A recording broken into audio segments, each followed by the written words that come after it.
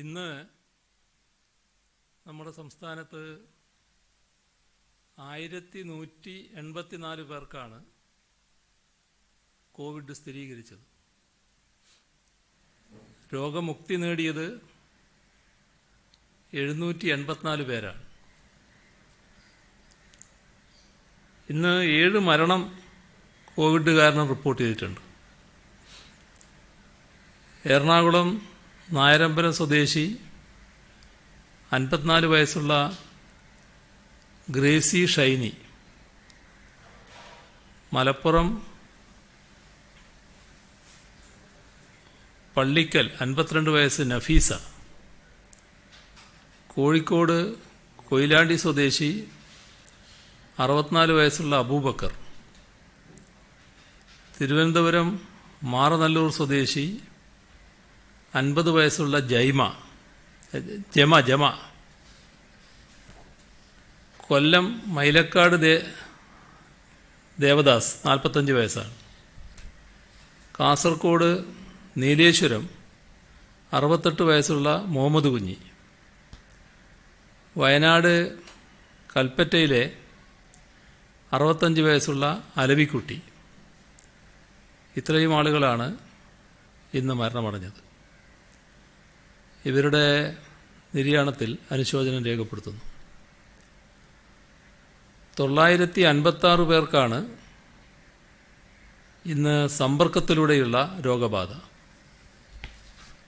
അതിൽ ഉറവിടമറിയാത്തത് 114, വിദേശത്ത് നിന്ന് 106 പേർ, മറ്റ് സംസ്ഥാനങ്ങളിൽ നിന്ന് 73 പേർ, ഹെൽത്ത് വർക്കർമാർ 41 പേരുണ്ട്. കഴിഞ്ഞ 24 മണിക്കൂറിനകം 20,583 പരിശോധനകളാണ് നടന്നത്. ജില്ലകളിൽ പോസിറ്റീവായവരുടെ കണക്ക്: മലപ്പുറം 255, തിരുവനന്തപുരം 200, പാലക്കാട് 147, കാസർഗോഡ് 146,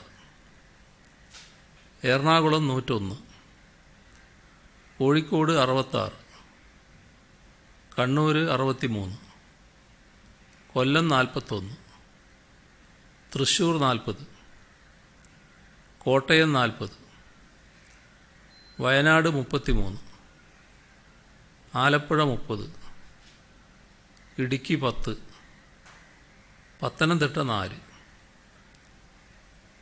മലപ്പുറമാണ് ഇന്ന് കുറച്ച് കൂടുതലായിട്ട് വന്നിട്ടുള്ളത്.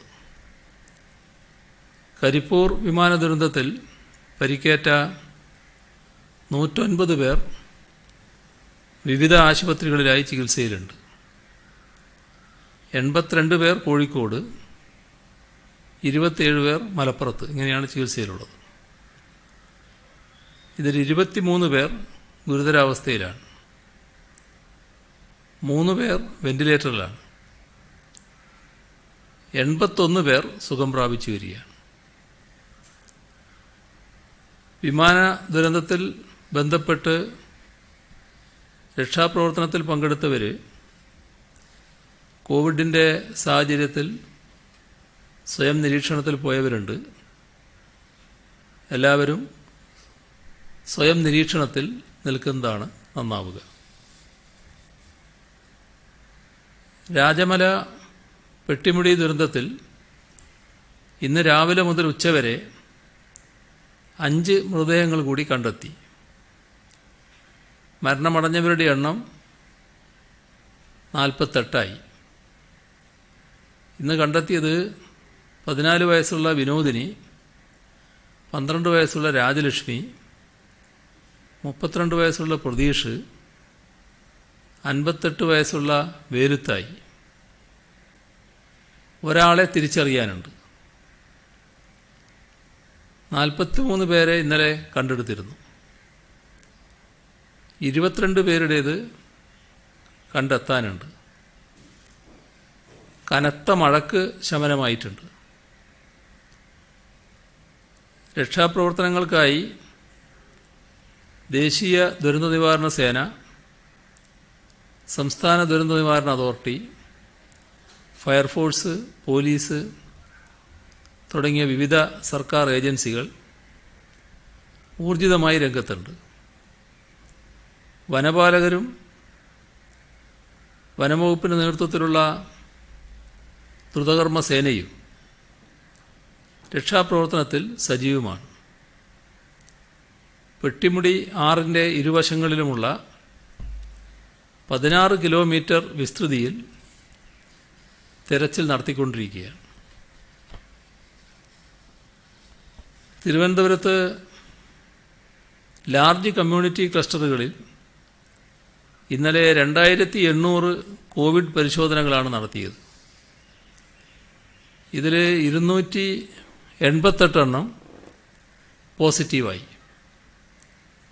കള്ളിക്കാട്, വെള്ളറട, നെയ്യാറ്റിൻകര മുനിസിപ്പാലിറ്റി ഈ ലിമിറ്റഡ് ക്ലസ്റ്ററുകൾ ലാർജ് കമ്മ്യൂണിറ്റി ക്ലസ്റ്ററുകളായി മാറാനുള്ള സാഹചര്യം മുന്നിൽ കണ്ട് 3 ഇടങ്ങളിലും പ്രതിരോധ പ്രവർത്തനങ്ങൾ ശക്തമാക്കിയിട്ടുണ്ട്. സമ്പർക്ക വ്യാപന കേസുകൾ വർദ്ധിക്കുന്ന തിരുവനന്തപുരം റൂറൽ ജില്ലയിൽ സാമൂഹ്യ അകലം പാലിക്കുന്നതുൾപ്പെടെയുള്ള സുരക്ഷാ മാർഗങ്ങളെക്കുറിച്ച് ജനങ്ങളിൽ അവബോധം പകരുന്നതിന് ദക്ഷിണമേഖല പോലീസ് ഐ ജി ഹർഷിത അത്തല്ലൂരിക്ക് പ്രത്യേക ചുമതല നൽകിയിട്ടുണ്ട്. മാസ്ക് ധരിക്കുന്നതുൾപ്പെടെയുള്ള സുരക്ഷാ മാർഗങ്ങൾ പ്രചരിപ്പിക്കുന്നതിനാണ് ഇവർ നേതൃത്വം നൽകുക. Kasaragod, Kannur, Kozhikode rural, Kozhikode city, Palakkad, Wayanad, Thrissur city, Ernakulam rural ഇവിടങ്ങളിൽ സാമൂഹ്യ അകലം പാലിക്കൽ ഉൾപ്പെടെയുള്ള ആരോഗ്യ സുരക്ഷാ പ്രോട്ടോക്കോൾ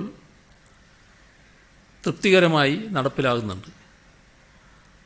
ഇക്കാര്യത്തിലുള്ള എല്ലാ ജില്ലകളിലെയും പ്രവർത്തനം വിലയിരുത്താനും പുതിയ നിയന്ത്രണ രീതികൾക്ക് രൂപം നൽകാനുമായി ഐ ജിമാർ, ഡി ഐ ജിമാർ, ജില്ലാ പോലീസ് മേധാവിമാർ എന്നിവരുടെ യോഗം വിളിച്ചിട്ടുണ്ട്.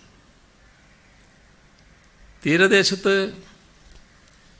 കോവിഡ് ബാധ പടരുന്ന സാഹചര്യത്തിൽ മത്സ്യത്തൊഴിലാളി മേഖലയിലെ പ്രശ്നങ്ങൾ പരിഹരിക്കുന്നതിനും വിവിധ വിഭാഗങ്ങളുടെ ഏകോപനത്തിനുമായി ഐ ജി എസ് ശ്രീജിത്തിനെ നിയോഗിച്ചു. കോസ്റ്റൽ പോലീസ് അദ്ദേഹത്തെ സഹായിക്കുകയും ചെയ്യും. കോവിഡ് രോഗബാധ തടയുന്നതിന് ജനങ്ങൾ സ്വയം നിരീക്ഷണം നടത്തി ആവശ്യമായ നിയന്ത്രണങ്ങൾ സ്വയം ഏർപ്പെടുത്തുന്ന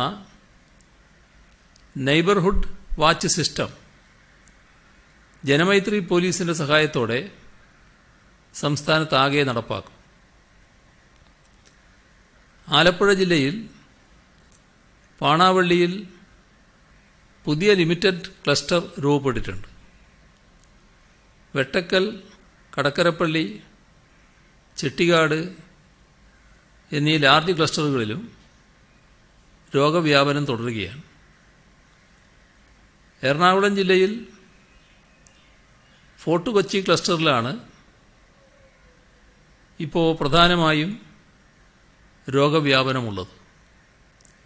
ഫോർട്ട് കൊച്ചി, മട്ടാഞ്ചേരി, പള്ളുരുത്തി, കുമ്പളങ്ങി മേഖലകളിൽ കൂടുതൽ കേസുകൾ റിപ്പോർട്ട് ചെയ്യുന്നുണ്ട്. ആലുവ ക്ലസ്റ്ററിൽ രോഗവ്യാപനം കുറഞ്ഞു വരികയാണ്. ക്ലസ്റ്ററിൽ ഉൾപ്പെട്ട കൂടുതൽ സ്ഥലങ്ങളിൽ ഇളവുകൾ അനുവദിച്ചിട്ടുണ്ട്. പുതിയ കേസുകൾ റിപ്പോർട്ട് ചെയ്യുന്ന പ്രദേശങ്ങളിൽ മാത്രമാണ് നിലവിൽ നിയന്ത്രണങ്ങളുള്ളത്. മലപ്പുറം ജില്ലയിൽ കോവിഡ് കേസുകൾ കൂടുന്ന സാഹചര്യമാണുള്ളത്. ഇന്നലെ മാത്രം 147 പേർക്ക് സമ്പർക്കത്തിലൂടെയാണ് രോഗം സ്ഥിരീകരിച്ചത്. ഇന്നത്തെ ആകെ പുതിയ രോഗബാധ 255. കോഴിക്കോട് ജില്ലയിൽ അതിഥി തൊഴിലാളികൾക്കിടയിൽ രോഗവ്യാപനമുണ്ട്. 3 ദിവസത്തിനിടെ 36 അതിഥി തൊഴിലാളികൾക്കാണ് പോസിറ്റീവ് റിപ്പോർട്ട് ചെയ്തത്. കോഴിക്കോട് വലിയങ്ങാടിയും വെള്ളയിലും ക്ലസ്റ്റർ പട്ടികയിൽ ഉൾപ്പെട്ടു. ലോക്ക്ഡൗൺ കാലത്ത് കർണാടക മണ്ണിട്ടടച്ച മാക്കൂട്ടം പാത ചരക്ക് വാഹനങ്ങൾ ഉൾപ്പെടെയുള്ള വാഹനങ്ങൾക്കായി തുറന്നു. ഇവിടെ കോവിഡ് പരിശോധനയ്ക്കും വിവര ശേഖരണത്തിനും ആവശ്യമായ ക്രമീകരണങ്ങൾ ഏർപ്പെടുത്തിയിട്ടുണ്ട്. കനത്ത മഴയുടെ സാഹചര്യത്തിൽ രാവിലെ 7 മുതൽ വൈകിട്ട് 6 വരെയായിരിക്കും വാഹനങ്ങൾക്ക് പ്രവേശനം. കോവിഡ് ജാഗ്രതാ പോർട്ടലിൽ രജിസ്റ്റർ ചെയ്ത് രാവിലെ 7 മുതൽ വൈകിട്ട് 6 വരെയുള്ള സമയം തിരഞ്ഞെടുത്ത് ആ സമയത്ത് ചെക്ക് പോസ്റ്റിൽ എത്താവുന്നതാണ്. ചെക്ക് പോസ്റ്റിൽ തിരക്കൊഴിവാക്കുന്നതിന് വേണ്ടിയാണ് ഇത്തരമൊരു ക്രമീകരണമുള്ളത്. തിരുവനന്തപുരം ജില്ലയിലുണ്ടായ മഴക്കെടുതിയിൽ 37 വീടുകൾ പൂർണ്ണമായും 218 വീടുകൾ ഭാഗികമായും തകർന്നു. 2 ദുരിതാശ്വാസ ക്യാമ്പുകളിലായി 583 പേരെ മാറ്റി പാർപ്പിച്ചിട്ടുണ്ട്. മഴയിൽ ജില്ലയിൽ 5600 പരം കർഷകരുടെ 5875 ഹെക്ടർ കൃഷി നശിച്ചു. നീണ്ടകര അഴീക്കൽ ഭാഗങ്ങളിൽ നിന്നും 15 വള്ളങ്ങളിൽ 55 മത്സ്യത്തൊഴിലാളികൾ കൂടി പത്തനംതിട്ടയിൽ ദുരിതാശ്വാസ പ്രവർത്തനത്തിനെത്തി. അറിയിപ്പ് ലഭിച്ച ഉടൻ തന്നെ നമ്മുടെ സ്വന്തം സൈന്യം പുറപ്പെടുകയായിരുന്നു.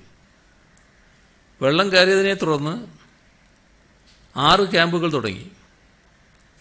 103 കുടുംബങ്ങളിലെ 373 പേരെ മാറ്റിപ്പാർപ്പിച്ചു. പത്തനംതിട്ട ജില്ലയിൽ 6 താലൂക്കുകളിലായി 125 ദുരിതാശ്വാസ ക്യാമ്പുകൾ തുറന്നു.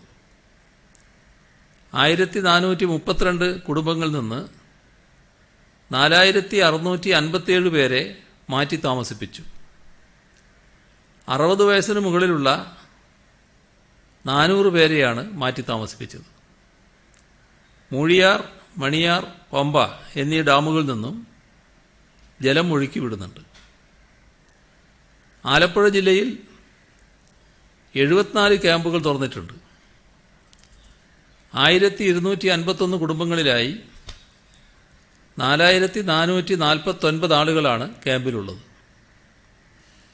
കോട്ടയത്ത് ഇതുവരെ 217 കുടുംബങ്ങളിലെ 5647 പേരെ ദുരിതാശ്വാസ ക്യാമ്പുകളിലേക്ക് മാറ്റി.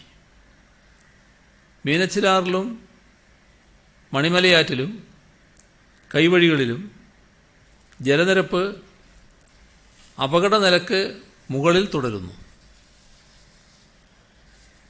എറണാകുളം ജില്ലയിൽ ആശങ്കാജനകമായ അവസ്ഥയില്ല. പ്രധാന നദികളിൽ അപകടനിലയിൽ ജലനിരപ്പ് എത്തിയിട്ടില്ല. ചെല്ലാനം മേഖലയിൽ അതിശക്തമായ കടൽക്ഷോഭമാണ് കഴിഞ്ഞ ദിവസങ്ങളിൽ ഉണ്ടായത്. നിരവധി വീടുകളിൽ വെള്ളം കയറി.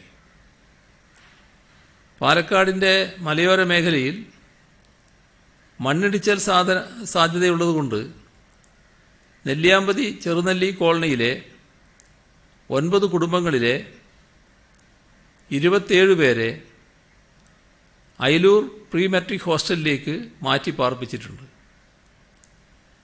വയനാട് ജില്ലയിൽ ഇന്നലെ മുതൽ മഴയുടെ അളവിൽ ഗണ്യമായ കുറവുണ്ട്.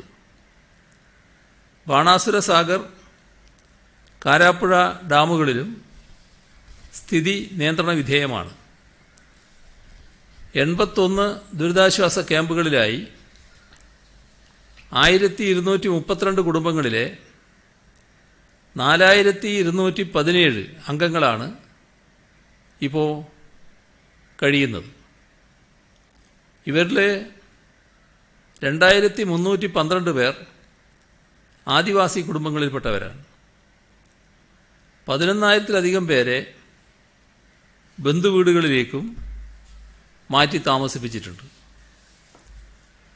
സംസ്ഥാനത്ത് അടുത്ത ദിവസങ്ങളിൽ പൊതുവെ മഴ കുറയുമെന്ന് കേന്ദ്ര കാലാവസ്ഥാ വകുപ്പ് അറിയിച്ചിട്ടുണ്ട്. എങ്കിലും ഇന്നും നാളെയും ചിലയിടങ്ങളിൽ ഒറ്റപ്പെട്ട ശക്തമായ മഴ കാലാവസ്ഥാ വകുപ്പ് പ്രവചിക്കുന്നുണ്ട്. കഴിഞ്ഞ ദിവസങ്ങളിൽ അതിതീവ്ര മഴ ലഭിച്ച മലയോര മേഖലയിൽ കുറച്ച് സമയം ശക്തമായ മഴ ലഭിച്ചാൽ തന്നെ ഉരുൾപൊട്ടൽ, മണ്ണിടിച്ചൽ തുടങ്ങിയ ദുരന്തങ്ങൾ സംഭവിക്കാനുള്ള സാധ്യതയുണ്ട്. മലയോര മേഖലയിൽ ജാഗ്രത തുടരേണ്ടതിൻ്റെ ആവശ്യകതയാണ് ഇത് വ്യക്തമാക്കുന്നത്. ഇന്ന് കാസർഗോഡ്, കണ്ണൂർ, വയനാട്, കോഴിക്കോട്, എറണാകുളം, ഇടുക്കി, ആലപ്പുഴ, കോട്ടയം ഈ ജില്ലകളിലാണ് കേന്ദ്ര കാലാവസ്ഥാ വകുപ്പ് ഓറഞ്ച് അലേർട്ട് പ്രഖ്യാപിച്ചിട്ടുള്ളത്. ഒറ്റപ്പെട്ട ഇടങ്ങളിൽ അതിശക്തമായതോ ശക്തമായതോ ആയ മഴക്കാണ് സാധ്യത. കേന്ദ്ര കാലാവസ്ഥാ വകുപ്പിൻ്റെ കണക്ക് പ്രകാരം കേരളത്തിലെ ഓഗസ്റ്റ് മാസത്തിൽ നമുക്ക് സാധാരണ കിട്ടുന്ന ആകെ മഴ 427 മില്ലിമീറ്ററാണ്. കഴിഞ്ഞ 10 ദിവസം, അതായത് 2020 ആഗസ്റ്റ് 1 മുതൽ 10 വരെ നമുക്ക് കിട്ടിയത് 476 മില്ലിമീറ്റർ മഴയാണ്. അതായത് ഈ മാസം ആകെ കിട്ടേണ്ട മഴയിൽ കൂടുതൽ 10 ദിവസം കൊണ്ട് നമുക്ക് കിട്ടി. ഇത്തരത്തിലുള്ള അതിതീവ്ര മഴ ഓഗസ്റ്റ് മാസത്തിൽ കഴിഞ്ഞ 3 വർഷമായി ആവർത്തിക്കുന്ന സ്ഥിതിയാണുള്ളത്. ജലസേചന, വൈദ്യുതി വകുപ്പുകളുടെ ചില ചെറിയ അണക്കെട്ടുകൾ നിയന്ത്രിതമായ അളവിൽ ജലം പുറത്തേക്ക് ഒഴുക്കുന്നുണ്ട്. അലേർട്ട് ലെവലിന് താഴെ എത്തിയാൽ അത് അവസാനിപ്പിക്കും. അതുവരെ അണക്കെട്ടുകളുടെ താഴെയുള്ള നദിക്കരകളിൽ താമസിക്കുന്നവർ ജാഗ്രത തുടരേണ്ടതുമാണ്.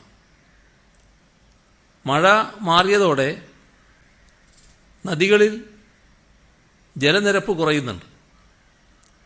വെള്ളക്കെട്ട് രൂപപ്പെട്ട ഇടങ്ങളിൽ നിന്ന് വേഗത്തിൽ തന്നെ കടലിലേക്ക് വെള്ളം ഒഴുകിപ്പോകുന്ന സാഹചര്യമാണുള്ളത്. കേന്ദ്ര ജല കമ്മീഷന്റെ പ്രളയ മുന്നറിയിപ്പ് ആ സംവിധാനത്തിൻ്റെ കണക്ക് പ്രകാരം അച്ചൻകോവിലാർ, മണിമലയാർ, മീനച്ചിൽ ഈ നദികളിലാണ് വാണിംഗ് നിരപ്പിൽ ജലനിരപ്പ് നിൽക്കുന്നത്. ഇവിടങ്ങളിലും ജലനിരപ്പ് താഴുന്ന പ്രവണതയാണ് ഇന്ന് പകൽ കാണിക്കുന്നത്.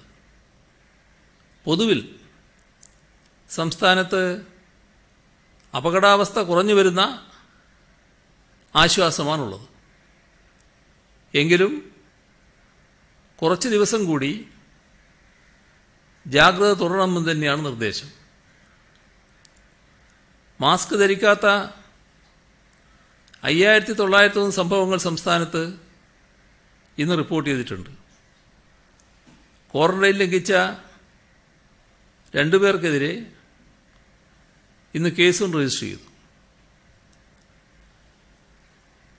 പ്രളയം നേരിടാൻ സർക്കാർ മുന്നൊരുക്കം ശക്തമായി തുടരുന്നുണ്ട്. തയ്യാറെടുപ്പുകൾ നേരത്തെ മുതൽക്കേ കാര്യമായി നടത്തിയിട്ടുമുണ്ട്. ഉദാഹരണത്തിന് കുട്ടനാട് മേഖലയാണ് നമുക്കെല്ലാ കാലത്തും ദുരിതം അനുഭവിക്കേണ്ടി വരുന്ന സ്ഥലം. പത്തനംതിട്ടയിലും കോട്ടയത്തും മഴ പെയ്താൽ വെള്ളം മുഴുകിയെത്തിയാൽ കുട്ടനാട്, അപ്പർ കുട്ടനാട് മേഖലകളിൽ വലിയ തോതിൽ വെള്ളം കയറുന്ന പ്രശ്നമുണ്ടായിരുന്നു. പമ്പ, അച്ചൻകോവിൽ, മണിമല ഈ നദികളുടെ ജലമാണ് കുട്ടനാട്ടിലെ പ്രളയത്തിൻ്റെ പ്രധാന കാരണം. അതിൽ പമ്പ, അച്ചൻകോവിൽ നദികളിലെ ജലം കടലിലേക്ക് പുറന്തള്ളുന്നത് പ്രധാനമായും തോട്ടപ്പള്ളി സ്പിൽവേ വഴിയാണ്. മുൻവർഷം ജലം കടലിലേക്ക് ഒഴുക്കാൻ 30 മീറ്റർ വീതിയിലാണ് പൊഴി മുറിച്ചുകൊണ്ടിരുന്നത്. ഇത്തവണ 360 മീറ്റർ വീതിയിൽ പൊഴി മുറിച്ചു, അവിടെ ആഴം വർദ്ധിപ്പിച്ചു. അത് ഇപ്പോൾ ഗുണം ചെയ്തു എന്നാണ് മനസ്സിലാക്കുന്നത്. പമ്പ, അച്ചൻകോവിൽ നദികളിലെ പ്രളയ തീവ്രത ഇത്തവണ ഗണ്യമായി കുറഞ്ഞു. പമ്പ റിവർ ഗേജിംഗ് സ്റ്റേഷൻ ആയ ഇറപ്പുഴയിൽ 2018 മഹാപ്രളയ സമയത്ത് ഉണ്ടായിരുന്ന ജലനിരപ്പിനേക്കാളും 8 അടിയോളം കുറവുണ്ടായിട്ട് പോലും അന്നൊഴുകിയ നിരക്കിൽ തന്നെയാണ് തോട്ടപ്പള്ളിയിലൂടെ ഇപ്പോൾ ജലം ഒഴുകുന്നത്. എന്നാൽ മണിമലയാറിൽ വെള്ളം ഉയർന്നതുമൂലം ചിലയിടങ്ങൾ വെള്ളത്തിനടിയിലായിട്ടുണ്ട്. നമുക്ക് അത്തരം കാര്യങ്ങൾ കൂടി പരിശോധിച്ച് കൂടുതൽ നടപടികൾ സ്വീകരിക്കാനുണ്ട്. അതുപോലെ വയനാട് ജില്ലയിലും ഇത്തരം ചില പദ്ധതികൾ നടപ്പിലാക്കി. 4.5 കോടി രൂപ ചെലവിട്ട് നദികളും തോടുകളും എല്ലാം വൃത്തിയാക്കി ആഴം കൂട്ടി. അതുകൊണ്ട് തന്നെ വെള്ളം കൂടുതൽ കെട്ടി നിൽക്കുന്ന സാഹചര്യം ഇത്തവണ അധികമുണ്ടായില്ല. ഭൂരിഭാഗമിടങ്ങളിലും ഇത്തരം പ്രവർത്തനം ആരംഭിച്ചിട്ടുണ്ട്. Room for Pampa, room for Vembanad ഉൾപ്പെടെയുള്ള പദ്ധതികൾ നടപ്പാക്കുന്നുണ്ട്.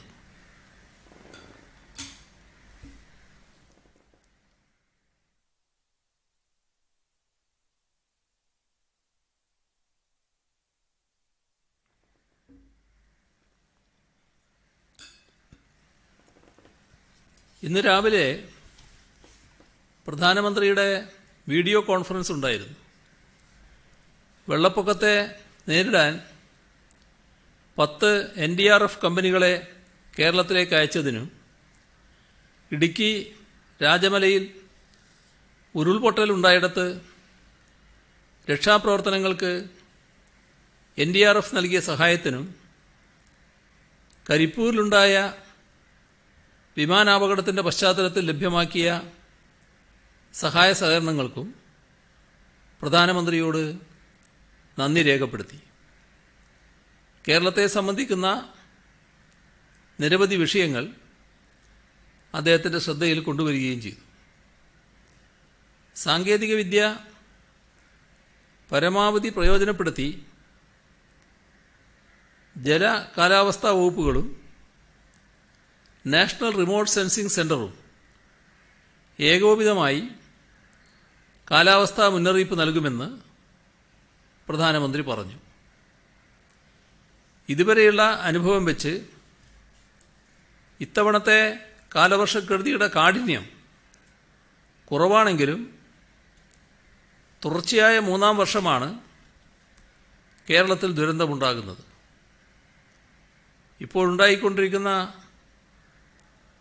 അതിതീവ്ര മഴയെ നേരിടാൻ സാധ്യമായ എല്ലാ മുൻകരുതലുകളും തയ്യാറെടുപ്പുകളും സംസ്ഥാനം നടത്തിയിട്ടുണ്ട്. കോട്ടയം, പത്തനംതിട്ട, ആലപ്പുഴ, എറണാകുളം, വയനാട്, ഇടുക്കി ഇവിടങ്ങളിലാണ് അതിൻ്റെ ആഘാതം ഏറ്റവും അധികം അനുഭവപ്പെടുന്നത്. അപകട സാധ്യതയുള്ള ഇടങ്ങളിൽ നിന്ന് ആളുകളെ ഒഴിപ്പിച്ചിട്ടുണ്ട്. കോവിഡ് പ്രോട്ടോക്കോൾ പാലിച്ച് 686 ദുരിതാശ്വാസ ക്യാമ്പുകൾ സജ്ജമാക്കിയിട്ടുണ്ട്. അവയിൽ 6967 കുടുംബങ്ങളിലെ 27,830 ആളുകളെ പാർപ്പിച്ചിട്ടുണ്ട്. ഡാമുകളിലെ ജലനിരപ്പ് കൃത്യമായി നിരീക്ഷിക്കുന്നുണ്ട്. അതിൻ്റെ അടിസ്ഥാനത്തിൽ ജനങ്ങൾക്ക് വേണ്ട മുന്നറിയിപ്പുകൾ നൽകുന്നുമുണ്ട്. ഇന്നലെ രാത്രി 10 മണിക്ക് മുല്ലപ്പെരിയാറിലെ ജലനിരപ്പ് 136 അടിയായിരുന്നു.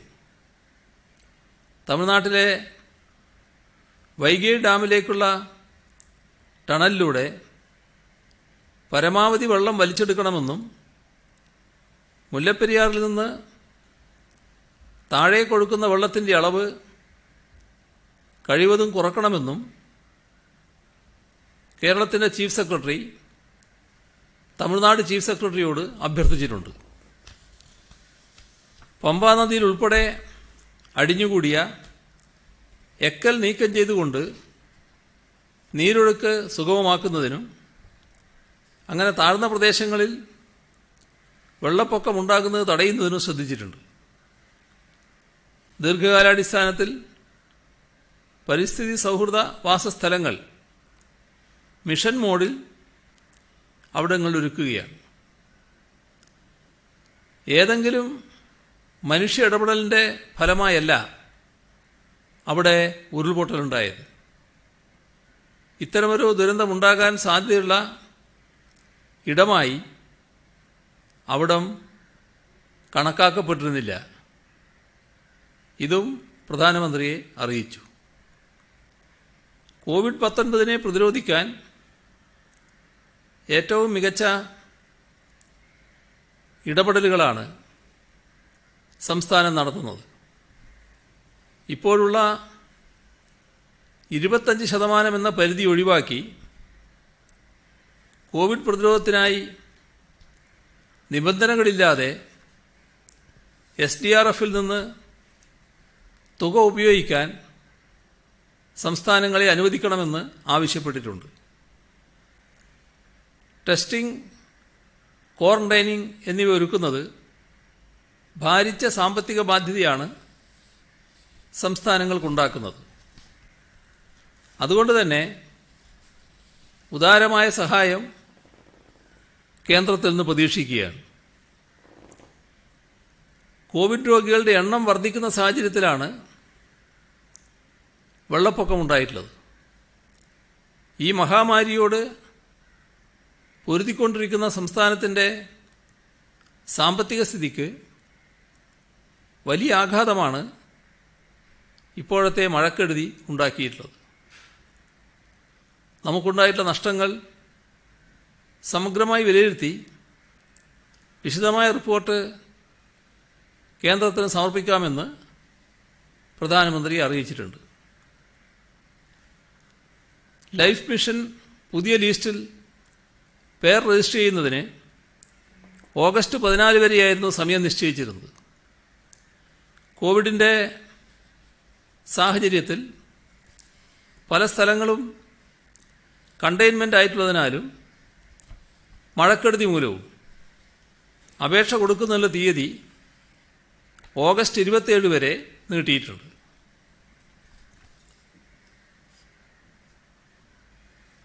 സർക്കാർ കോളേജ് അധ്യാപക സംഘടനയായ AKGCTയുടെ തിരുവനന്തപുരം, കൊല്ലം ജില്ലാ കമ്മിറ്റികൾ ചേർന്ന് ഭക്ഷ്യക്കിറ്റുകൾ വിതരണം ചെയ്യുന്നതായി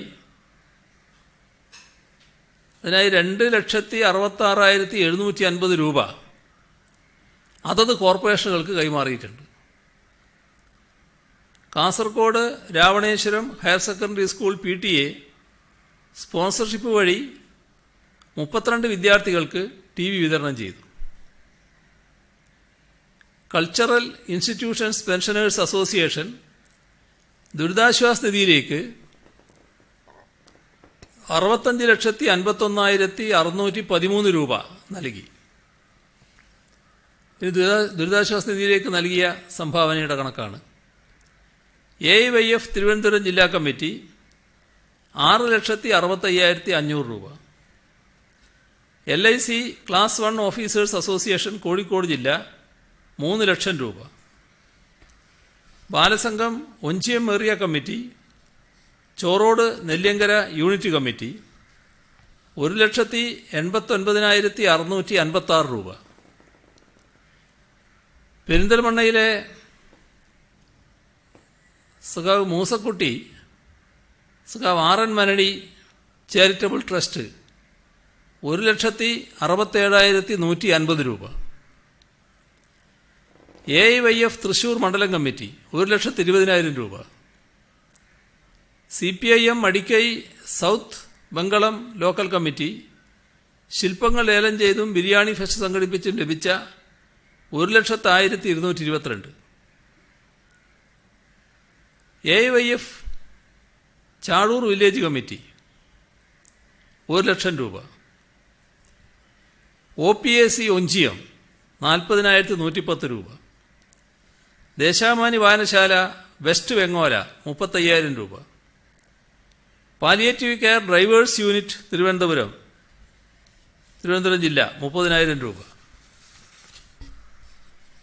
കണ്ണൂർ ചെമ്പന്തൊട്ടി ചെറുപുഷ്പം UP സ്കൂൾ പ്രഥമാധ്യാപകനായി വിരമിച്ച ലാസർ പെൻഷൻ തുക 30,351 രൂപ. R രാധാകൃഷ്ണൻ പരിഷത്ത് ഭവൻ 30,000 രൂപ. Peralassery rejoice V Radha teacher pension തുക 25,000 രൂപ. 3 star arts and sports club Cherikkal 25,000 രൂപ. പെരിന്തൽമണ്ണയിലെ PT അരുൺകുമാർ സാംസ്കാരിക സമിതി 25,000 രൂപ. ഗ്രാമീണോദയം പബ്ലിക് ലൈബ്രറി മുറിവിലങ് 25,500 രൂപ. യുവത കലാസമിതി കരിമനപ്പാലം 24,310 രൂപ. പരിയാരം പ്രതിഭാ ക്ലബ്ബ് 15,000 രൂപ.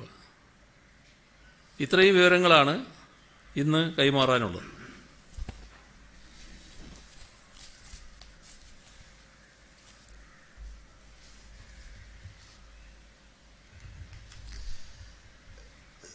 CM പെട്ടിമുടിയിൽ CM സന്ദർശിക്കാത്തതിനെതിരെ കേന്ദ്രമന്ത്രി V മുരളീധരനടക്കം വിമർശനം ഉന്നയിച്ചിട്ടുണ്ട്. കോഴിക്കോട് പോയ താങ്കൾ എന്തുകൊണ്ട് അവിടെ പോയില്ല എന്ന ചോദ്യമാണ് അദ്ദേഹം ഉന്നയിച്ചത്. വരും ദിവസങ്ങളിൽ CM അങ്ങോട്ട് പോകാൻ വേണ്ടി ആലോചിക്കുന്നുണ്ടോ? അല്ല, ഇത് ഞാൻ കഴിഞ്ഞ ദിവസം പറഞ്ഞതാണല്ലോ. അത് സ്വാഭാവികമായിട്ട് ഞാൻ അവിടെ എത്തണമെന്ന് ആളുകൾ പ്രതീക്ഷിക്കുന്നതിൽ തെറ്റൊന്നും പറയാൻ പറ്റില്ല. സാധാരണ പറയാവുന്നൊരു കാര്യം തന്നെയാണ്. ഞാനതിൻ്റെ മറ്റു കാര്യങ്ങൾ ഇന്നലെയെല്ലാം പറഞ്ഞതുമാണ്. ഞങ്ങളുടെ വാർത്താ സമ്മേളനങ്ങൾക്ക് വരുന്നത് അങ്ങ് പറയുന്നത് കേൾക്കാനും അങ്ങയോട് ചോദിക്കേണ്ട കാര്യം ചോദിക്കാനുമാണ്. പക്ഷെ ഞങ്ങളിവിടെ ചോദിക്കുന്ന കാര്യങ്ങൾ അങ്ങയുടെ മറുപടി എടുത്ത് മാത്രം കട്ട് ചെയ്തെടുത്തിട്ട് മാധ്യമങ്ങളെ മുഖ്യമന്ത്രി നശിപ്പിച്ചു, അത് പറഞ്ഞു വലിയ സൈബർ ഇടങ്ങളിൽ അങ്ങയുടെ ആരാധകരുടെ അവകാശപ്പെടുത്തുന്ന വലിയ ആക്രമണം നടത്താറുണ്ട്. അത് തെറ്റ് പറയുന്നില്ല. അങ്ങയെ ആഘോഷിക്കുന്ന അവരുടെ ആഗ്രഹവും അവകാശമായിരിക്കാം. പക്ഷേ അങ്ങയുടെ ചോദ്യം ചോദിക്കുന്നവരെ, അവരുടെ കുടുംബാംഗങ്ങളെ വളരെ മോശപ്പെട്ട രീതിയിൽ ഏറ്റവും മ്ലേച്ഛമായ ഭാഷയിൽ സൈബർ ഇടങ്ങളിൽ ആക്രമിക്കുകയാണ് കഴിഞ്ഞ 2 ദിവസം കൊണ്ട് കാണുന്നത്. ഇവിടെ ഞങ്ങളുടെ സഹപ്രവർത്തകർ തെറ്റെന്ന് പറയുന്നത് അങ്ങയുടെ ചോദ്യങ്ങൾ ചോദിച്ചു എന്ന് മാത്രമാണ്. അങ്ങയുടെ ശ്രദ്ധക്കാരെ പെട്ടായിരുന്നു എന്ത് നടപടിയാണ് സർക്കാർ ഇക്കാലത്ത് സ്വീകരിക്കുക? എൻ്റെ ശ്രദ്ധയിൽപ്പെട്ടിട്ടില്ല. ഏതായാലും ആരോഗ്യകരമായ സംവാദം ഏത് തലത്തിലും നടക്കട്ടെ എന്നുള്ളത് മാത്രമേ എനിക്കത് സംബന്ധിച്ച് പറയാനുള്ളൂ. അനാരോഗ്യകരമായ ഒരു തലത്തിലേക്ക് കാര്യങ്ങൾ പോകേണ്ടതായിട്ടില്ല. അതെ, അതിൽ നമ്മൾ ശ്രദ്ധിക്കേണ്ട കാര്യം അനാരോഗ്യകരമായ കാര്യത്തിലേക്ക് പോകാതിരിക്കുക എന്നുള്ളതാണ്. പൊതുവെ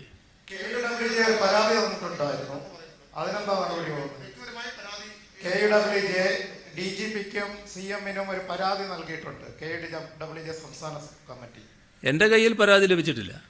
അവരെന്ന് പ്രസ്താവന ഇറക്കിയിട്ടുണ്ട്. ഞാൻ പറഞ്ഞു, എന്റെ കയ്യിൽ പരാതി ലഭിച്ചിട്ടില്ല.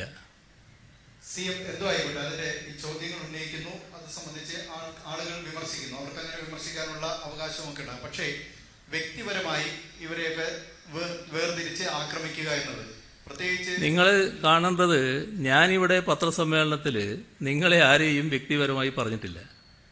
നിങ്ങളാരെങ്കിലും വ്യക്തിപരമായി എനിക്കെതിരായി തിരിയുന്നവരാണ് എന്നും ഞാൻ പറഞ്ഞിട്ടില്ല. ഞാൻ ചിലത് പറഞ്ഞിട്ടുണ്ട്. ആ പറഞ്ഞത് നിങ്ങളുടെ കൂട്ടത്തിലുള്ള മാധ്യമങ്ങളെ പറ്റിയാണത്.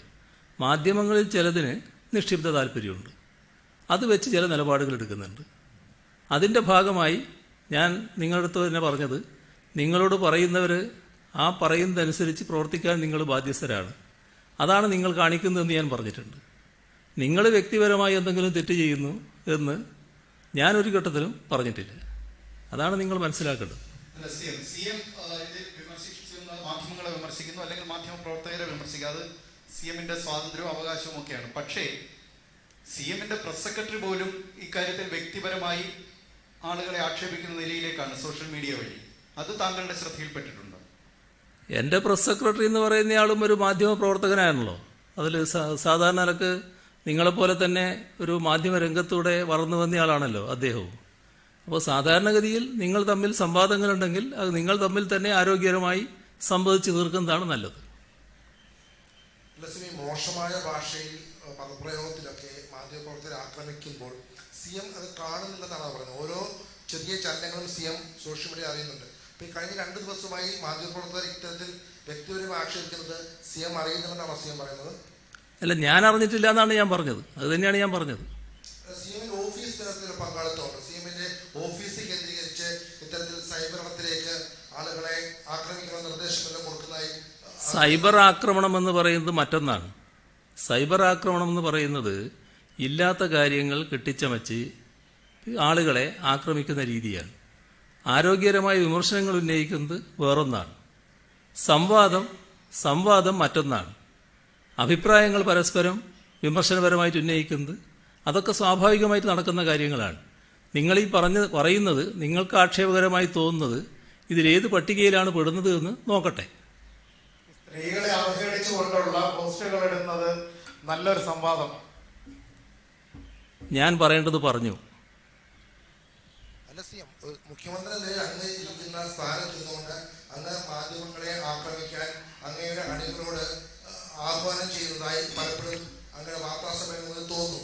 അങ്ങ് അത്തരത്തിലുള്ള ആക്രമണം നടത്തുന്നത് കൊണ്ടാണോ അങ്ങയുടെ ഓഫീസ് പോലും ഇത്തരത്തിൽ മാധ്യമപ്രവർത്തകർക്കെതിരെ വ്യക്തിപരമായ ആക്രമണത്തിൽ വീഴുന്നത്? നിങ്ങൾ കാണേണ്ടത് വസ്തുതകളായി കാണണം. നിങ്ങൾക്ക് എന്തെങ്കിലും തെറ്റായി ചിത്രീകരിക്കാൻ ഉദ്ദേശമുണ്ടെങ്കിൽ അത് ആ വഴിക്കും പറയണം. നിങ്ങൾ എനിക്കെതിരായിട്ട് ആക്ഷേപം ഉന്നയിക്കുന്നത് ഏതെങ്കിലും ഒരു തവണയല്ല, എത്രയോ കാലമായി. അത് സാധാരണഗതിയിൽ നിലവാരം വിട്ടുള്ള വിമർശനങ്ങളും വന്നിട്ടുണ്ട്. പക്ഷേ നിങ്ങൾക്ക് ആർക്കെങ്കിലും വ്യക്തിപരമായി അതിൻ്റെ ഭാഗമായി എന്തെങ്കിലും വിഷമം, പ്രയാസം എൻ്റെ ഭാഗത്തുനിന്നോ ഞങ്ങളുടെ ആളുകളുടെ ഭാഗത്തുനിന്നോ അനുഭവിക്കേണ്ടി വന്നിട്ടുണ്ടോ? ഞങ്ങൾ ശീലിച്ചിട്ടുള്ള അത്തരമൊരു സംസ്കാരമല്ല. നിങ്ങൾ നേരത്തെ എന്നെ വിമർശിച്ചുവെങ്കിൽ, അത് മുഖ്യമന്ത്രിയാകുന്നതിന് മുൻപ് വിമർശിച്ചുവെങ്കിൽ, ഞാനൊരു ഉത്തരവാദപ്പെട്ട രാഷ്ട്രീയ പാർട്ടിയുടെ ഉത്തരവാദപ്പെട്ട സ്ഥാനത്തിരിക്കുന്നു എന്നുള്ളതിൻ്റെ മേലെയാണ് എന്ന നിലക്കാണ് ഞാനതിനെ കാണുന്നത്. ഞങ്ങളും അങ്ങനെയാണ് കാണുന്നത്. ഇന്ന് നിങ്ങൾ മുഖ്യമന്ത്രി സ്ഥാനത്തിരിക്കുന്ന ഒരാളെ വിമർശിക്കുന്നുവെങ്കിൽ അത് മുഖ്യമന്ത്രി സ്ഥാനത്തെ കണ്ടുകൊണ്ടുള്ളൊരു വിമർശനമാണ്, മുഖ്യമന്ത്രി സ്ഥാനത്തോടുള്ളൊരു വിമർശനമാണ്. ആ നിലക്കാണ് അതിനെ കാണുന്നത്. പക്ഷേ അതിൽ ചില കാര്യങ്ങൾ ഈ അവസാന തെരഞ്ഞെടുപ്പ് വർഷത്തിൽ ചിലരുടെ രാഷ്ട്രീയ ലക്ഷ്യത്തോടു കൂടിയുള്ള ഒരു വഴിതിരിച്ചുവിടലായപ്പോൾ അതാണ് കഴിഞ്ഞ ദിവസങ്ങളിൽ ഞാൻ പറഞ്ഞത്. അത് നമ്മൾ മനസ്സിലാക്കണം. നിങ്ങളെന്തെങ്കിലും വിമർശനം ഉന്നയിച്ചു, അതുകൊണ്ട് നിങ്ങളെ കൈകാര്യം ചെയ്ത് കളയാം എന്നൊരു നില ഏത് ഘട്ടത്തിലെടുത്തു എന്നാ? അങ്ങനെ എന്താണ് നിങ്ങൾക്ക് പറയാൻ കഴിയുക? അങ്ങനെ ഒരു അനുഭവം ഇല്ല. CM പറഞ്ഞാൽ ശരിയാണ്. മാധ്യമ പ്രവർത്തകർ അഭിപ്രായം പറയുന്നു, അതിനോടുള്ള CM-ന്റെ കാഴ്ചപ്പാടുകൾ പങ്കുവയ്ക്കുന്നു.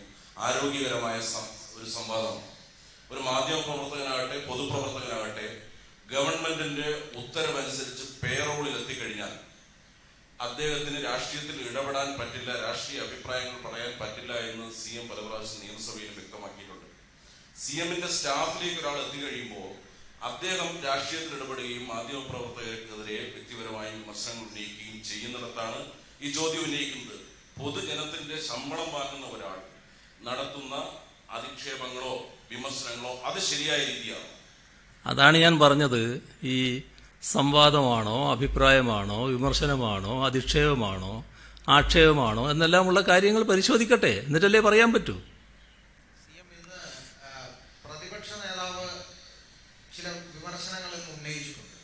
അത് ലൈഫ് പദ്ധതിയുമായി ബന്ധപ്പെട്ടാണ്.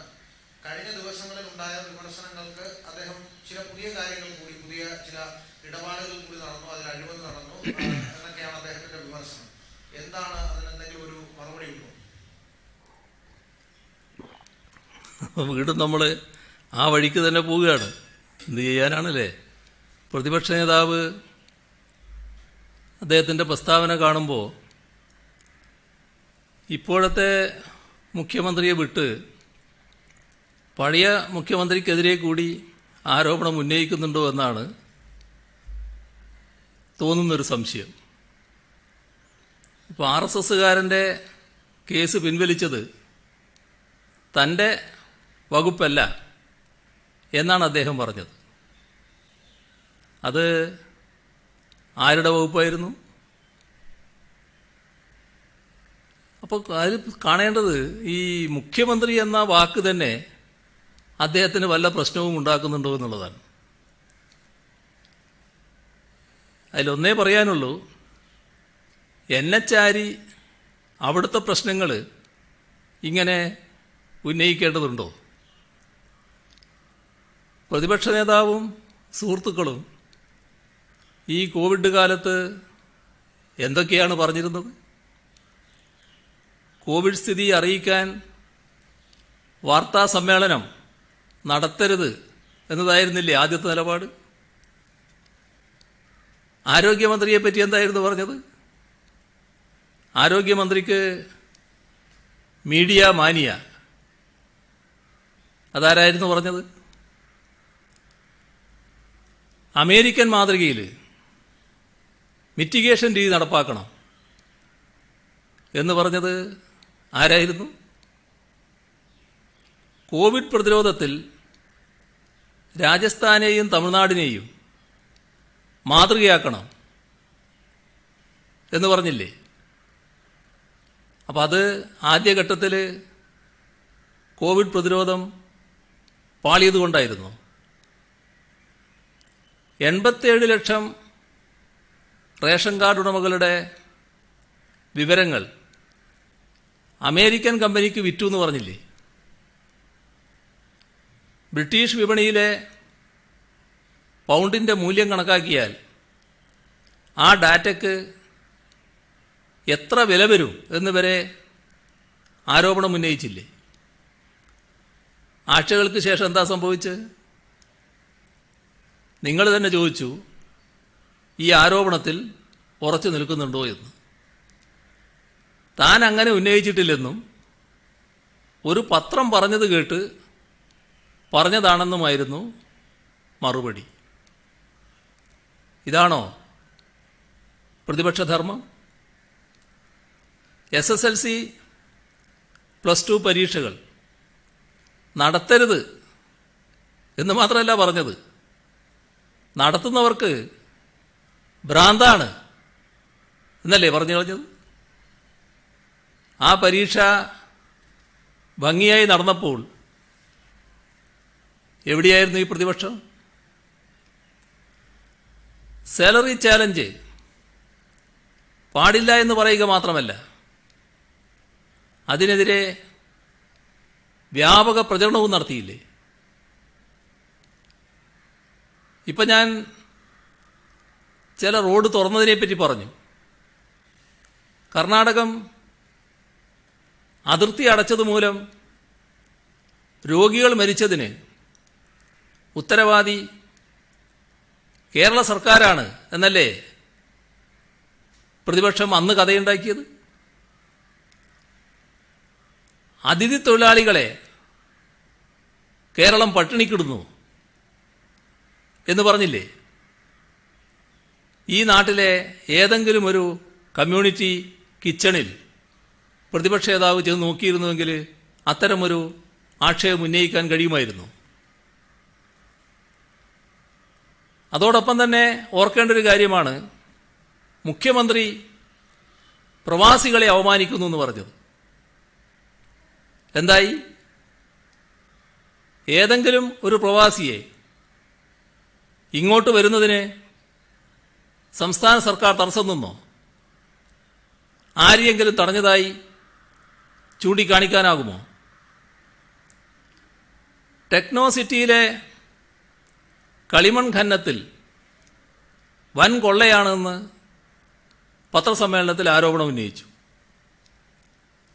പ്രതിപക്ഷ നേതാവിനോട് ആ കമ്പനിയുടെ പ്രതിനിധി വിളിച്ച് സംസാരിക്കുന്നതും ഞാനത് റെക്ടിഫൈ ചെയ്യാം എന്ന് പറഞ്ഞതുമെല്ലാം നമ്മളെല്ലാവരും കേട്ടതല്ലേ.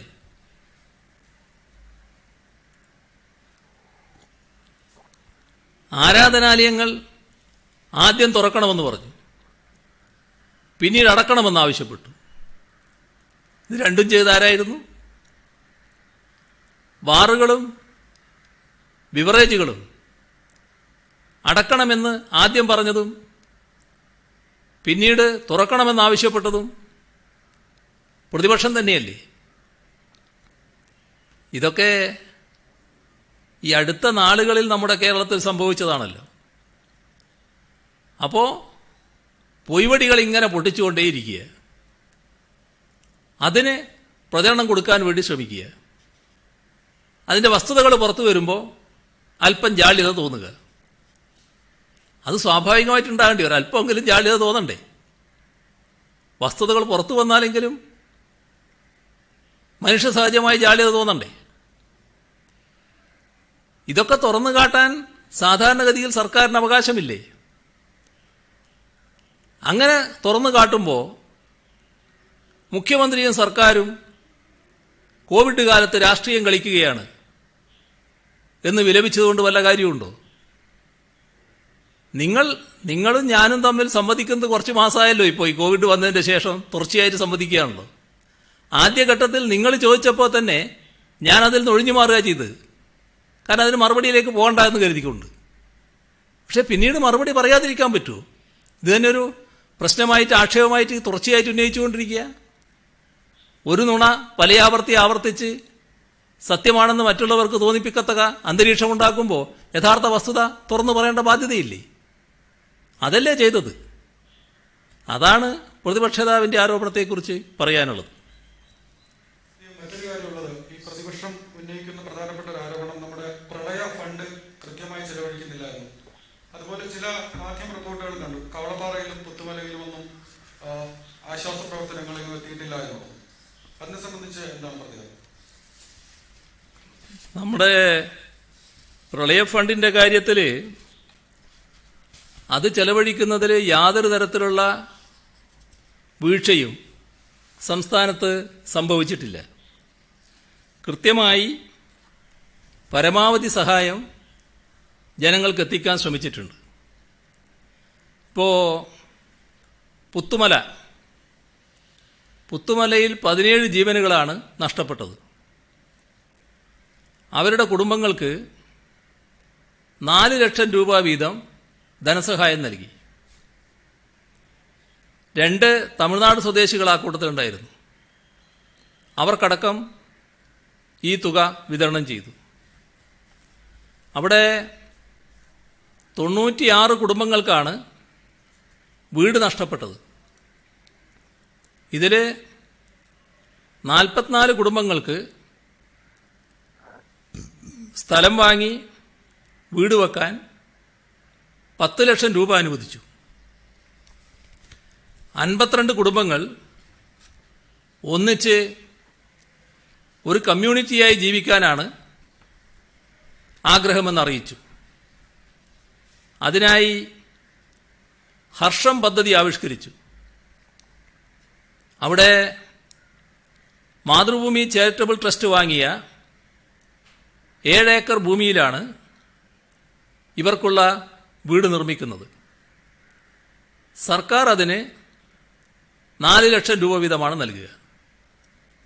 അതോടൊപ്പം ഒട്ടനവധി സന്നദ്ധ സംഘടനകൾ ചേരുകയാണ്. അവരെല്ലാം കൂടി ചേർന്നുകൊണ്ട് ഭംഗിയായി അത് പൂർത്തിയാക്കാനാണ് നടപടികൾ സ്വീകരിച്ചിട്ടുള്ളത്. കവളപ്പാറയിലെ 59 ജീവനുകളാണ്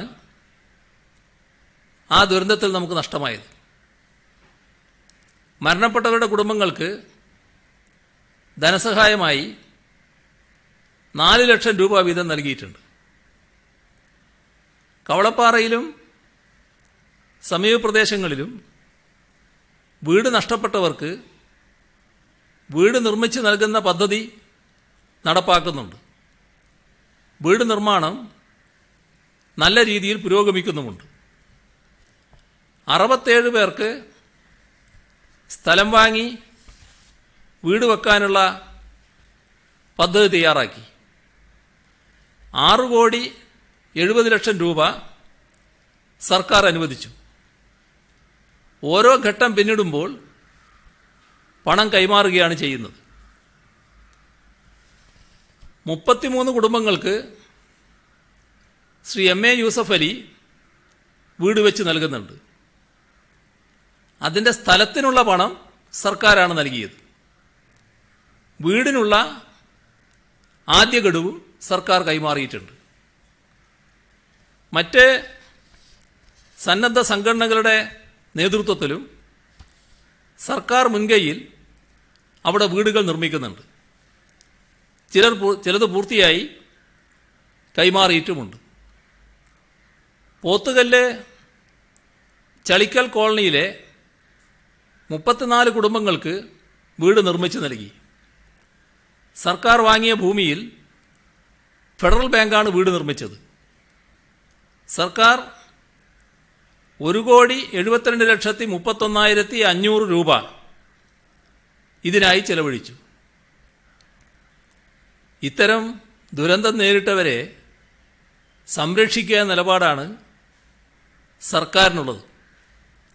ഇവിടെ നാം ഓർക്കേണ്ട ഒരു കാര്യം, ഇതേ നിലപാടാണ് രാജമലയിലെ അപകടത്തിൻ്റെ കാര്യത്തിലും സർക്കാർ സ്വീകരിക്കുന്നത്. ഇപ്പം ചിലർ തെറ്റിദ്ധരിച്ചുകൊണ്ടോ അല്ലെ ബോധപൂർവ്വ ചില ആക്ഷേപങ്ങൾ ഉന്നയിച്ചല്ലോ, 10 ലക്ഷം കൊടുത്തില്ല എന്നൊക്കെ പറഞ്ഞിട്ട്. അവിടെ ആദ്യം പ്രഖ്യാപിച്ച 5 ലക്ഷം കഴിഞ്ഞ വർഷം കൊടുത്തതിനേക്കാളും കൂടുതൽ ആദ്യ ഗഡുവായിട്ട് കൊടുക്കുക എന്നുള്ളത് തന്നെയാണ്. 4 ലക്ഷമല്ല, 5 ലക്ഷമാണ് പ്രഖ്യാപിച്ചത്. 5 ലക്ഷമാണ് കൊടുക്കുന്നത്. എന്നാൽ അതോടെ അത് പൂർണ്ണമായിട്ട് അവസാനിക്കുകയല്ല. ഈ മണ്ണിടിച്ചലും ഉരുൾപൊട്ടലൊക്കെ ആകുമ്പോൾ ചിലപ്പോൾ ആ സ്ഥലത്ത് തന്നെ പിന്നീട് വീട് നിർമ്മിക്കാൻ കഴിഞ്ഞില്ല എന്ന് വരും. അപ്പോൾ വീട് നിർമ്മിക്കുന്നതിന് സ്ഥലം കാണേണ്ടി വരും. ആ സ്ഥലം എടുക്കേണ്ടതുണ്ട്, അവിടെ പുനരധിവസിപ്പിക്കേണ്ടതുണ്ട്, പുതിയ വീട് നിർമ്മിക്കേണ്ടതുണ്ട്. ഇത്തരം ആളുകൾക്ക് ഇനി അങ്ങോട്ടുള്ള ജീവസന്ധാരണത്തിന് എന്തൊക്കെ ചെയ്യണം, അതുപോലുള്ള കാര്യങ്ങൾ തുറന്നാലോചിക്കാനാണ് ഇരിക്കുന്നത്. ആ കാര്യങ്ങളെല്ലാം ആലോചിക്കുമെന്നതാണ് ഇന്നലെയോ അതിന് തലേ ദിവസമോ ഞാൻ പറഞ്ഞ മറുപടിയുടെ ഉള്ളിലുള്ളത്. ഞാനത് അന്ന് വ്യക്തമാക്കിയില്ല എന്ന് മാത്രമേ ഉള്ളൂ. ഇത് ആദ്യ ഗഡുവാണ്, മറ്റു കാര്യങ്ങൾ പിന്നീട് ആലോചിക്കുമെന്നുള്ളത്. അത് കഴിഞ്ഞ കാലത്ത് നമ്മുടെ അനുഭവമാണ്. അവരെ അതോടെ കയ്യൊഴിയലല്ല, തുറന്ന് പുനരുദ്ധരിപ്പിക്കുക എന്നുള്ളത് തന്നെയാണ്. അത് തന്നെയാണ് രാജമലയിലെ കുടുംബങ്ങളുടെ കാര്യത്തിലും നടക്കുക. നേരത്തെ ഈ സൈബർ ആക്രമണത്തെക്കുറിച്ച് ചോദിച്ചപ്പോൾ അങ്ങ് പറഞ്ഞത് ഇത് പരിശോധിക്കാം എന്നുള്ള രീതിയിലല്ല, ഇത് സംവാദമാണോ വിമർശനമാണോ എന്ന് അങ്ങ് ഇപ്പോഴും സംശയം പ്രകടിപ്പിക്കുകയാണ്. ഈ ഒരു ആക്രമണത്തിന് ഞങ്ങൾ വിധേയമാകുന്നത് അങ്ങയോട് ചോദ്യം ചോദിക്കുന്നതിന്റെ പേരിൽ മാത്രമാണ്. അത് പൊതുജനങ്ങൾക്ക് അറിയേണ്ട കാര്യങ്ങൾ, അത്തരത്തിലുള്ള സ്വാഭാവികമായ ചോദ്യങ്ങൾ ചോദിക്കേണ്ട പേരിൽ മാത്രമാണ് ഇത്തരത്തിലുള്ള ആക്രമണങ്ങൾ വിധേയമാകുന്നത്. അങ്ങത് ശക്തമായ രീതിയിൽ അപലപിക്കാത്തിടത്തോളം കാലം അത്തരത്തിലുള്ള വിമർശനങ്ങൾ തുടരുകയല്ലേ? ഈ സൈബർ ലിഞ്ചിങ്ങിനെതിരെ അങ്ങ് നേരത്തെ വലിയ രീതിയിലുള്ള നിലപാടെടുത്തിട്ടുണ്ട്, മുഖ്യമന്ത്രി കൂടിയല്ലേ? അല്ല, അത് ഞാൻ നേരത്തെ വ്യക്തമാക്കി കഴിഞ്ഞു. വീണ്ടും നമ്മൾ അതിലേക്ക് തന്നെ പോകേണ്ടതില്ല. ഞാൻ ആവശ്യമായത്ര വ്യക്തത അതിൽ വരുത്തി കഴിഞ്ഞു. എൻവയോൺമെന്റൽ ഇമ്പാക്ട് വിജ്ഞാപനവുമായി ബന്ധപ്പെട്ട് സംസ്ഥാനം ഇതുവരെ നിലപാട് അറിയിച്ചിട്ടില്ല എന്നാണ് മനസ്സിലാക്കുന്നത്. ഇതുമായി ബന്ധപ്പെട്ട ഫയൽ അങ്ങയുടെ ഓഫീസിലാണെന്നാണ് അന്വേഷിച്ചപ്പോൾ അറിയാൻ കഴിയും. എന്നാണ് ഇതിന് മറുപടി നൽകുന്നത്? എന്താണ് സംസ്ഥാന സർക്കാരിന്റെ നിലപാട്? അതിനൊരു ആശങ്കയും വേണ്ട. അത് കൃത്യമായി മറുപടി കൊടുക്കും. നിശ്ചിത സമയത്തിനുള്ളിൽ തന്നെ മറുപടി കൊടുക്കും. ഇപ്പോൾ ഉള്ളതിനോട് പൊതുവിൽ യോജിക്കുന്ന നിലയല്ല സംസ്ഥാന സർക്കാരിനുള്ളത്.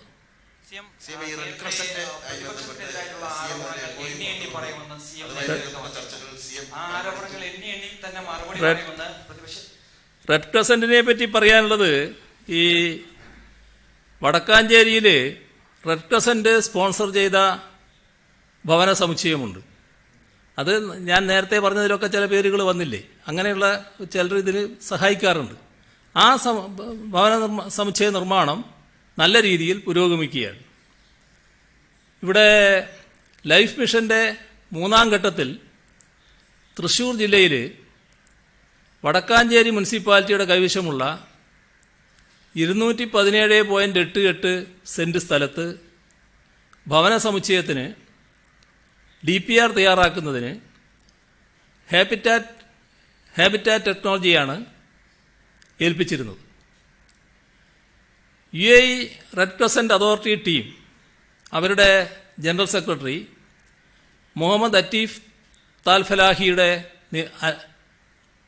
അൽഫലാഹിയുടെ നേതൃത്വത്തിൽ ഇവിടെ വന്നിരുന്നു.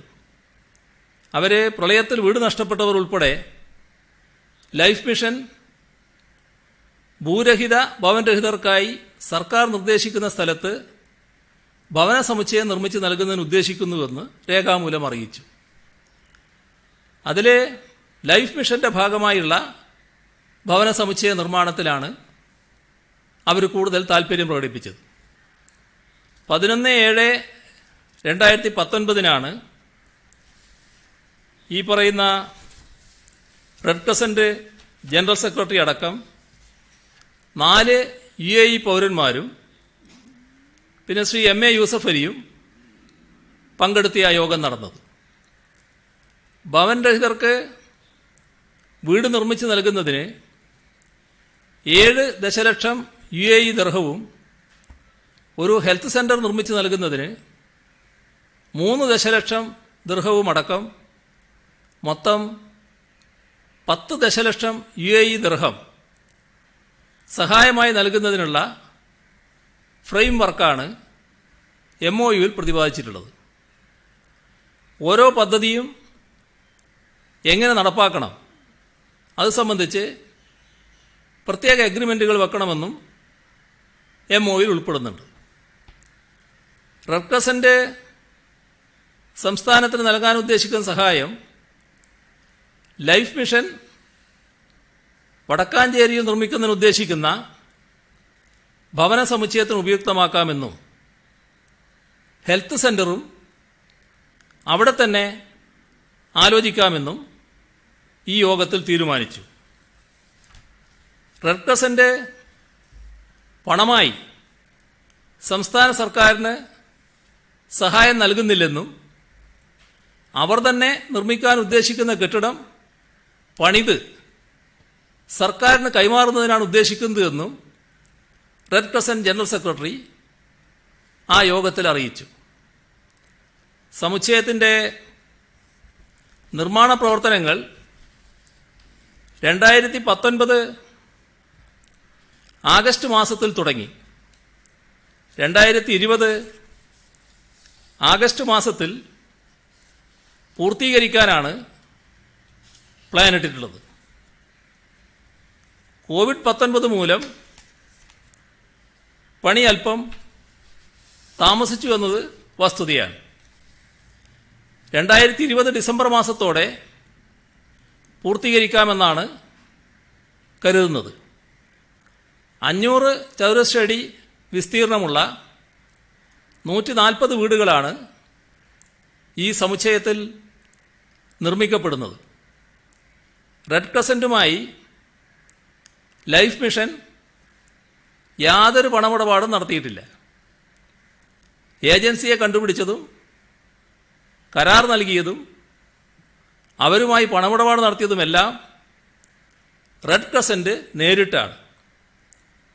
ഇതേ രീതിയിൽ മറ്റു പല സ്ഥാപനങ്ങളും, ഒട്ടേറെ സ്ഥാപനങ്ങൾ, അതിൽ മാധ്യമ സ്ഥാപനങ്ങൾ വരെയുണ്ട്, നിങ്ങൾ ആലോചിച്ചാൽ ഓർമ്മ വരും, ഇത്തരത്തിൽ വീടുകൾ നിർമ്മിക്കാൻ തയ്യാറാവുകയും ആ പദ്ധതി നടപ്പാക്കുകയും ചെയ്തിട്ടുണ്ട്.